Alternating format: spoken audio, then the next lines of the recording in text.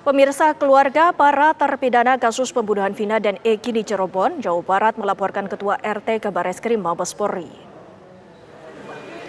Abdul Pasren, Ketua RT 2 RW 10, Kelurahan Karya Mulia, Kecamatan Kesambi, Kota Cirebon pada 2016 silam, dilaporkan atas dugaan kesaksian palsu yang merugikan para terpidana. Dalam persidangan di tahun 2016, Pasren menyatakan kelima terdakwa yakni Eko Ramdan, Hadi Jaya, Supriyanto, dan Eka Sandi tidak menginap di rumahnya pada malam kejadian. Kemudian keluarga terpidana dituduh memohon ke Ketua RT agar menyebutkan para terdakwa benar-benar menginap dan tidak berada di lokasi pembunuhan. Hal ini berbeda dengan kesaksian keluarga. Dengan dilaporkannya Abdul Pasren ke Bareskrim Polri, keluarga berharap ada titik terang dalam kasus Vina dan Eki yang telah bergulir selama 8 tahun.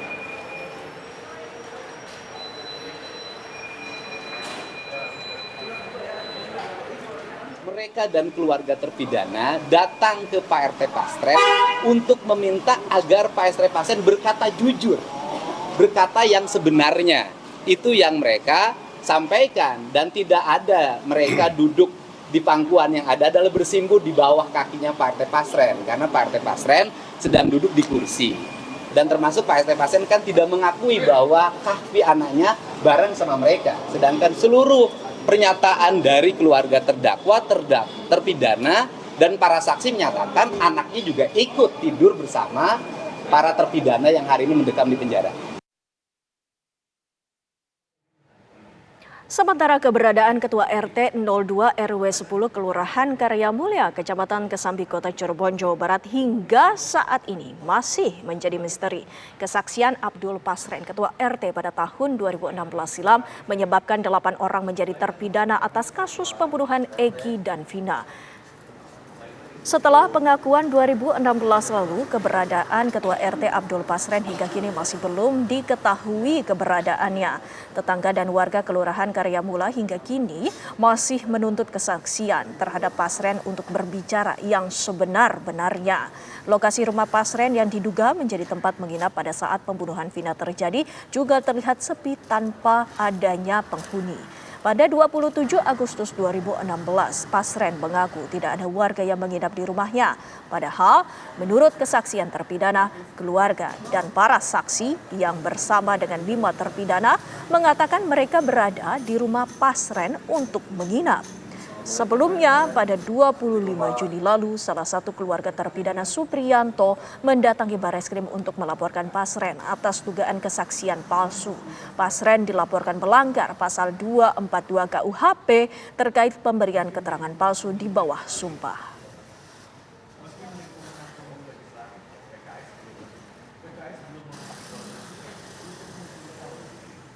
Dan untuk mengetahui lebih dalam mengenai sosok Ketua RT yang kini diburu karena dugaan perintangan penyidikan dan bagaimana kondisi di Mapolda Jawa Barat, kita sudah terhubung dengan rekan kami, sudah ada Cepi Kurnia di Mapolda Jawa Barat dan Agam Rizky yang berada di Cirebon, Jawa Barat. Pertama kita ke Agam terlebih dahulu, silakan dengan laporan Anda. Dan juga pemirsa, memang keberadaan dari Ketua RT 2 RW 10 Kelurahan Karya Mulia masih menjadi misteri di mana sebenarnya Pak RT ini berada. Dan tepat di samping kami saat ini merupakan lokasi dari salah satu rumah Abdul Pasren, di mana menurut pengakuan dari sejumlah saksi dan juga terpidana ini, mereka menginap di lokasi rumah saat ini, namun berbanding terbalik dengan kesaksian dari Abdul Pasren yang mengungkapkan bahwasanya tidak adanya orang yang menginap pada saat kejadian. Dan untuk mengetahui informasi lebih lanjut terkait keberadaan Pak RT, saat ini kami sudah berada dengan salah satu warga, yaitu Ibu Dewi, untuk mengetahui informasi lebih lanjut. Selamat siang, Ibu Dewi. Iya, selamat siang, Pak. Ibu boleh dijelasin kepada pemirsa yang ada di rumah, sejak kapan Pak RT Abdul Pasren ini meninggalkan rumahnya, Ibu? Semenjak ada kejadian ini langsung nggak tahu kemana perginya. Ibu, ini Pak Pasren ini pergi sendiri atau bersama keluarga bersamaan gitu, atau secara bergantian begitu? Ya, setahu saya mungkin satu keluarga juga, tapi yang lainnya bergantian gitu. Berarti bergantian, Ibu. Kalau keluarganya dari Pak Pasren ini keluar dari rumah ini sejak kapan, Bu? Siapanya, Pak? Dari keluarganya. Anaknya atau itu pas 2 minggu sebelum itunya. Berarti tidak bebarengan dengan Pak Pasren juga? Tidak. Nah, Ibu mengenal sosok Pasren ini sebenarnya seperti apa sih, Bu? Ya yang setahu saya mah orangnya sih baik, sama tetangga tuh orangnya suka ngobrol gitu, nggak gimana-gimana orangnya. Dari sejumlah saksi nih, Bun, ini menyebutkan bahwasanya Pasren ini memberikan kesaksian palsu kepada tim kepolisian begitu. Dan harapan Ibu kepada Pasren ini seperti apa, Bu? Ya pengennya saya sih ya tolonglah Pak muncul, jangan kabur-kaburan terus gitu. Kalau emang kitanya benar nggak ngerasa salah itu, tolonglah beri kesaksian yang benar, jangan berbelit-belit gitu. Dah. Baik Bu Dewi, terima kasih banyak atas waktunya Ibu. Ya, Windy dan juga pemirsa, memang dari kesaksian warga ini mereka berharap Pasren memberikan kesaksian yang sebenarnya begitu. Dan sebelumnya memang pada tanggal 25 Juni 2024 salah satu dari keluarga terpidana ini melaporkan Pasren ke Barreskrim Polri atas kesaksian palsu yang diberikannya pada tahun 2016 lalu. Dan tepat pada tanggal 25 Juni kemarin juga keluarga atau warga dari Kelurahan Karya Mulia ini juga menggelar doa bersama sekaligus dukungan terhadap Peggy Setiawan dan juga 7 terpidana lainnya untuk dibebaskan. Mereka juga sekaligus memberikan atau menandatangani petisi tepat di depan rumah Abdul Pasren, dan setelah itu mereka juga memberikan doa dan harapannya agar ke-8 terpidana ini segera dibebaskan. Untuk sementara demikian, Windy. Agam, seperti yang kita ketahui bahwa lokasi rumah Pasren ini sering digunakan sebagai lokasi untuk nongkrong ataupun berkumpul-kumpul di sana para anak muda menurut pengakuannya. Nah, ini bisa Anda mungkin perlihatkan kepada pemirsa seperti apa sebenarnya lokasi dari kediaman Pasren ini sendiri. Agam.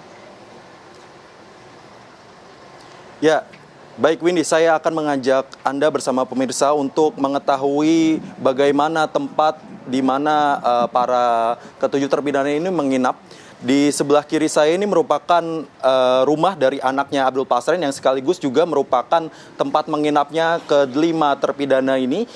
Mereka menginap menurut pengakuan dari keluarga dan juga saksi, menginap hingga pagi, dan bisa Anda lihat saat ini memang situasinya kosong, sudah tidak ada penghuni baik Abdul Pasren maupun keluarganya. Dan berdekatan dengan lokasi rumah dari anaknya Abdul Pasren ini, tepat di sampingnya ini juga merupakan lokasi dari rumahnya Abdul Pasren sendiri yang sama dengan rumah keluarganya. Ini sepi begitu, Windy. Dan tadi sempat kami juga menyapa warga sekitar untuk menanyakan bagaimana Pak Pasren ini meninggalkan rumahnya begitu. Karena memang dari pengakuan sejumlah warga, Abdul Pasren ini lebih dahulu meninggalkan lokasi rumahnya ketika kasus Vina ini mencuat ke publik. Dan tepat 5 hari yang lalu keluarganya ini menyusul untuk berpindah tempat. Namun dari seluruh warga yang kami tanyakan, mereka tidak ada yang mengetahui di mana lokasi baik itu dari Abdul Pasren maupun keluarganya untuk berpindah menuju ke tempat lain. Begitu, Windy. Baik, Agam Rizky, dan selanjutnya pemirsa kami akan mengajak Anda untuk mengetahui apakah ada agenda pemeriksaan seperti pemeriksaan saksi di Mapolda Jawa Barat. Salah satunya mungkin ada Liga Akbar yang dijadwalkan akan diperiksa di sana. Silakan, Cepi. Ya baik, Windy dan pemirsa tujuan, memang untuk kasus pembunuhan Vina dan Eki ini memang sejauh ini terus bergulir untuk pemeriksaan. Memang sejak kemarin ada 2 orang yang dilakukan pemeriksaan oleh Ditreskrimum Polda Jawa Barat, yaitu Pramudia, rekan dari terpidana yang saat ini menjalani hukuman seumur hidup, dan Nur Kaisi yang merupakan ibu Teguh, yaitu Teguh merupakan rekan dari terpidana juga yang menjalani masa tahanan seumur hidup dalam kasus pembunuhan Vina dan Eki sendiri. Memang keduanya ini diperiksa oleh penyidik Ditreskrimum Polda Jawa Barat kemarin terkait dengan pasal 221 atau perintangan penyidikan terkait dengan kesaksian pada 2016 dalam kematian Vina dan Eki 8 tahun yang lalu. Memang Windy dan pemirsa TV One dapat kami informasikan kabar terbaru dari pihak Kejaksaan Tinggi Jawa Barat telah memberikan keterangan bahwa berkas yang sebelumnya diberikan atau dilimpahkan pada Kejati Jawa Barat pada 20 Juni 2024 lalu, saat ini setelah dilakukan penelitian oleh tim jaksa peneliti memang disampaikan berkas perkara Peggy Setiawan dalam kasus pembunuhan Vina dan Eki dinyatakan belum lengkap, dan pihak Kejati juga telah menyurati penyidik Polda Jawa Barat melalui surat P18 bahwa agar berkas perkara Peggy Setiawan dalam kasus pembunuhan Vina dan Eki untuk dilengkapi. Memang sejauh ini berkas belum diserahkan, namun surat pemberitahuan untuk dilengkapi berkas tersebut sudah disampaikan oleh pihak Kejati. Dan saat ini juga hari ini keluarga dari Peggy Setiawan, yaitu ibunya dari Peggy Setiawan, bahkan ayahnya saat ini telah mengunjungi Peggy Setiawan yang didampingi kuasa hukum Peggy Setiawan ke Ditahti Mapolda Jawa Barat. Tadi ibu dari Peggy Setiawan sendiri memang membawa selain pakaian juga makanan kesukaan Peggy, yaitu orek tempe yang akan diberikan kepada Peggy Setiawan. Memang sejauh ini untuk pra-peradilan sendiri nanti akan digelar pada 1 Juli 2024, dan kesiapan dari Polda Jawa Barat memang beberapa hari kemarin telah mengatakan bahwa akan siap untuk pada 1 Juli 2024, meskipun sebelumnya pada sidang pertama pihak Polda Jawa Barat tidak datang karena alasan ada agenda lain yang sudah memang terjadwalkan. Sejauh ini memang Polda Jawa Barat juga telah melakukan pemeriksaan, kemarin juga telah melakukan pemeriksaan terhadap beberapa terpidana, yaitu tes psikologi terkait dengan kejadian pada 2016 silam. Begitu, Indi. Terima kasih CP Kurnia mengabarkan langsung dari Mapolda Jawa Barat, dan sebelumnya ada Agam Rizky yang melaporkan dari Cirebon, Jawa Barat.